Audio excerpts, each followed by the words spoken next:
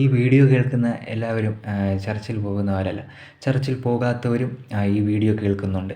എന്നാൽ ഇന്നത്തെ new generation ചർച്ചുകളിൽ നാം നോക്കുമ്പോൾ ചർച്ചിൽ പോകുന്നതും പോകാത്തതും ഏതാണ്ട് ഒരുപോലെയാണ് എന്നാണ് നമുക്ക് മനസ്സിലാക്കാൻ കഴിയുക. ഗാന്ധിജി മത്തായി എഴുതിയ സുവിശേഷം വായിച്ച് ആകർഷകനായി ചർച്ചിൽ പോകുന്നു. ആ ദിവസം തന്നെ അദ്ദേഹത്തിൻ്റെ തീരുമാനം അദ്ദേഹം പിൻവലിക്കുകയാണ്.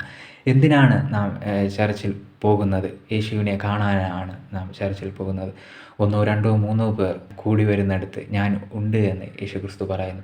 ബെഥാന്യ എന്ന ഗ്രാമത്തിൽ 2 സഹോദരിമാർ, മാർത്ത, മറിയ. മാർത്ത യേശുക്രിസ്തുവിനോട് പരിഭവം പറയുകയാണ്, അവൾ എന്നെ ഒന്നിനും സഹായിക്കുന്നില്ല എന്ന്. അപ്പോൾ യേശുക്രിസ്തു പറയുകയാണ്, മറിയ നല്ല അംശം തിരഞ്ഞെടുത്തിരിക്കുന്നു, മറിയ എൻ്റെ അടുക്കൽ ഇരിക്കുന്നു. നമ്മുടെ ചർച്ചുകളിൽ ദൈവം കാലാകാലങ്ങളിൽ പലരെയും ആക്കി വയ്ക്കാറുണ്ട്. അവർ പറയുന്നത് കേട്ട് ഇരിക്കുക, കടന്നു പോകുക. ഇതാകുന്നു നമ്മുടെ ചർച്ചുകളിൽ നാം പ്രതീക്ഷിക്കുകയും ദൈവം ആക്കി വച്ചിരിക്കുന്ന സിസ്റ്റവും. കളിക്കാൻ നമുക്ക് പാർക്കിൽ പോകാൻ കഴിയും. അതുപോലെ സ്റ്റേജ് പെർഫോമൻസിന് നമുക്ക് അപ്രകാരമുള്ള അവസരങ്ങളുണ്ട്. ഫ്രണ്ട്ഷിപ്പ് കൂടുവാനായിട്ട് നമുക്ക് കലാലയങ്ങളും മറ്റ് ക്ലബ്ബുകളും ഒക്കെ ഉണ്ട്. എന്നാൽ ആലയത്തിൽ നീ നിൽക്കുന്ന സ്ഥലം വിശുദ്ധ സ്ഥലമാകിയ കാലിൽ നിന്ന് ചെരുപ്പ് അഴിച്ച് കളയുക.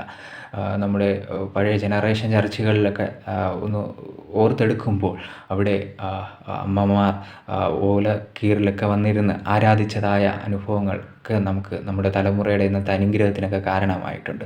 അവർ ദൈവസന്നിധിയിൽ ഒരുപാട് കരഞ്ഞിട്ടുണ്ട്. ദാവീദ് പറയുക, ഞാൻ രാവിലെയും ഉച്ചയ്ക്കും വൈകുന്നേരം കണ്ണുനീരോടുകൂടെ കരഞ്ഞു. ആ നന്മകൾ നാം പ്രാപിച്ചു. നമ്മുടെ സഭകളിൽ നമുക്കും ആ ഒരു പാത ആകണം പിന്തുടരേണ്ടത്. അതാണ് വചനത്തിൽ പറയുന്നത്. എൻ്റെ ആലയം പ്രാർത്ഥനാലയം എന്ന് യേശുക്രിസ്തു പറയുക.